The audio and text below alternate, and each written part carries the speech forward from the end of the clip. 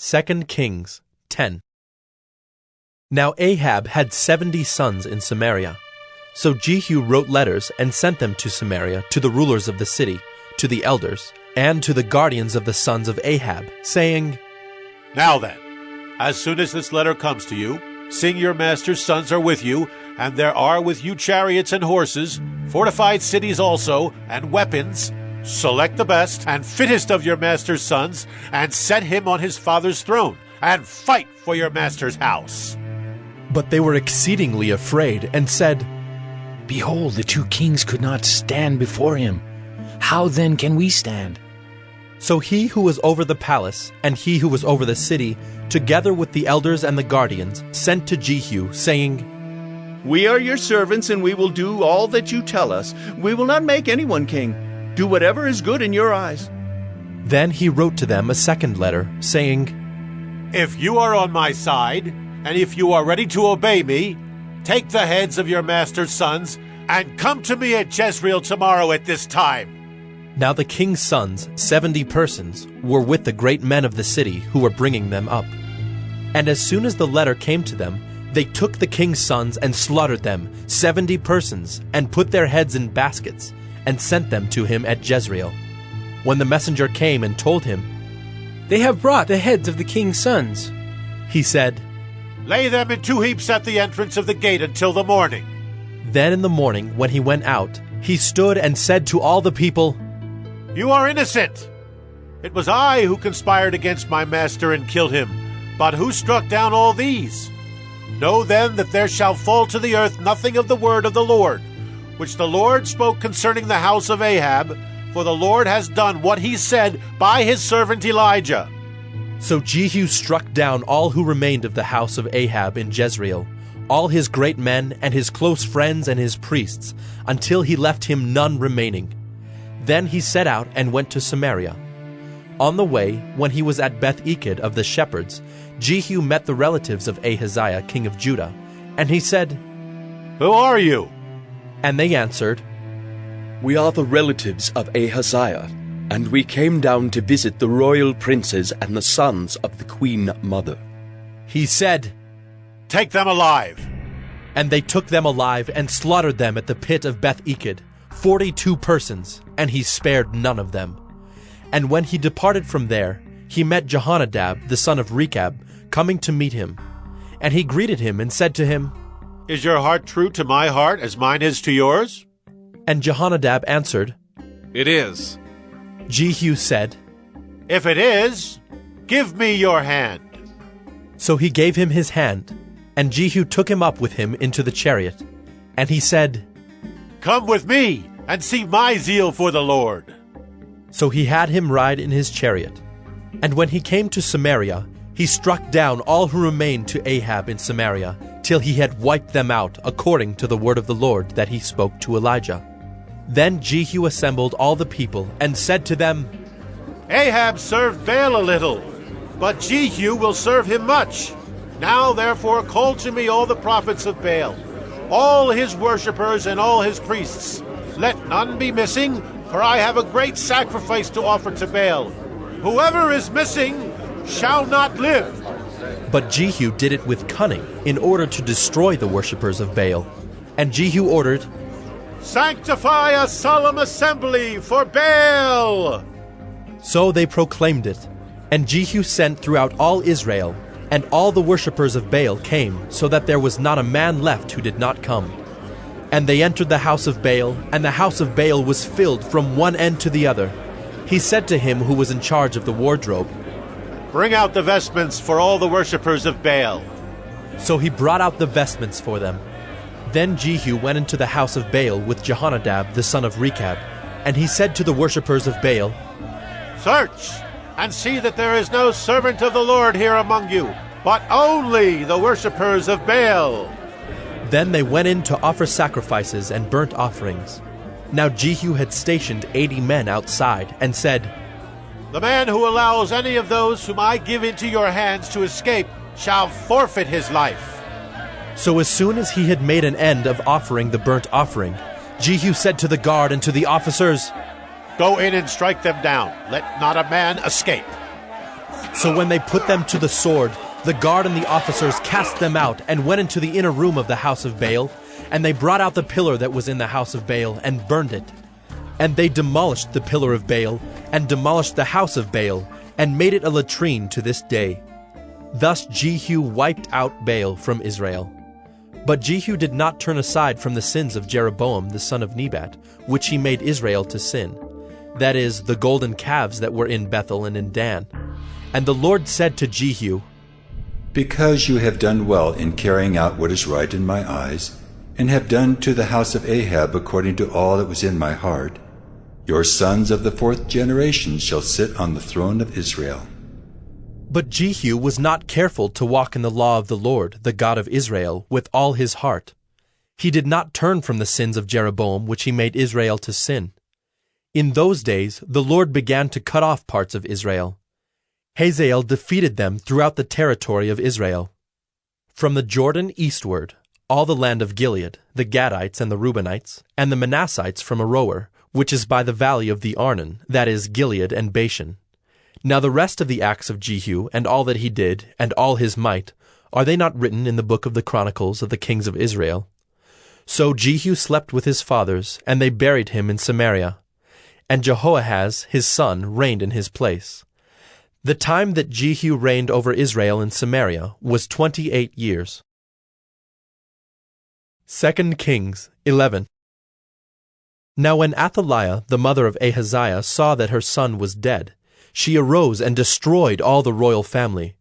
But Jehosheba, the daughter of King Joram, sister of Ahaziah, took Joash, the son of Ahaziah, and stole him away from among the king's sons who were being put to death, and she put him and his nurse in a bedroom.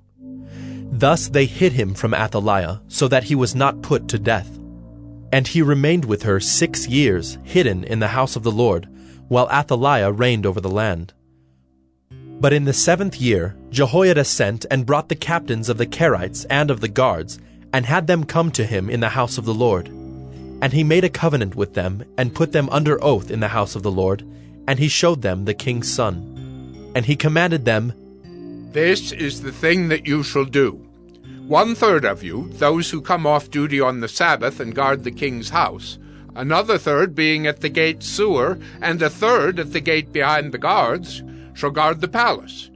And the 2 divisions of you which come on duty in force on the Sabbath and guard the house of the Lord on behalf of the king shall surround the king, each with his weapons in his hand. And whoever approaches the ranks is to be put to death.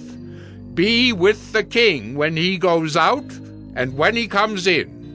The captains did according to all that Jehoiada the priest commanded. And they each brought his men who were to go off duty on the Sabbath, with those who were to come on duty on the Sabbath, and came to Jehoiada the priest. And the priest gave to the captains the spears and shields that had been King David's, which were in the house of the Lord. And the guard stood, every man with his weapons in his hand, from the south side of the house to the north side of the house, around the altar and the house on behalf of the king. Then he brought out the king's son, and put the crown on him, and gave him the testimony. And they proclaimed him king and anointed him, and they clapped their hands and said, Long live the king! When Athaliah heard the noise of the guard and of the people, she went into the house of the Lord to the people. And when she looked, there was the king standing by the pillar according to the custom, and the captains and the trumpeters beside the king, and all the people of the land rejoicing and blowing trumpets. And Athaliah tore her clothes and cried, Treason! Treason! Then Jehoiada the priest commanded the captains who were set over the army, Bring her out between the ranks, and put to death with the sword anyone who follows her. For the priest said, Let her not be put to death in the house of the Lord. So they laid hands on her, and she went through the horses' entrance to the king's house, and there she was put to death. And Jehoiada made a covenant between the Lord and the king and people, that they should be the Lord's people, and also between the king and the people.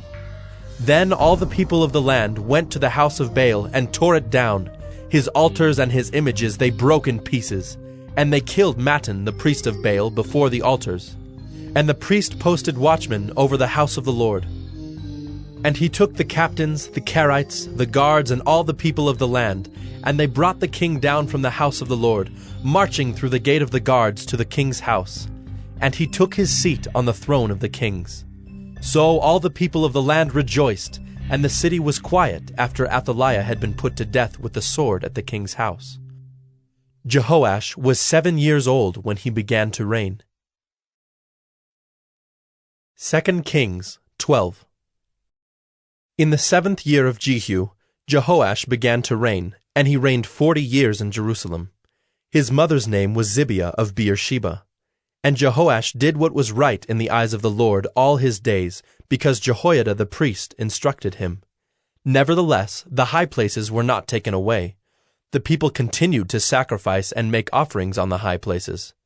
Jehoash said to the priests, "All the money of the holy things that is brought into the house of the Lord, the money for which each man is assessed, the money from the assessment of persons, and the money that a man's heart prompts him to bring into the house of the Lord, let the priests take, each from his donor, and let them repair the house wherever any need of repairs is discovered." But by the 23rd year of King Jehoash, the priests had made no repairs on the house. Therefore, King Jehoash summoned Jehoiada the priest, and the other priests, and said to them, "Why are you not repairing the house? Now therefore take no more money from your donors, but hand it over for the repair of the house." So the priests agreed that they should take no more money from the people, and that they should not repair the house. Then Jehoiada the priest took a chest, and bored a hole in the lid of it, and set it beside the altar on the right side as one entered the house of the Lord. And the priests who guarded the threshold put in it all the money that was brought into the house of the Lord. And whenever they saw that there was much money in the chest, the king's secretary and the high priest came up, and they bagged and counted the money that was found in the house of the Lord. Then they would give the money that was weighed out into the hands of the workmen who had the oversight of the house of the Lord. And they paid it out to the carpenters and the builders who worked on the house of the Lord, and to the masons and the stonecutters, as well as to buy timber and quarried stone for making repairs on the house of the Lord, and for any outlay for the repairs of the house.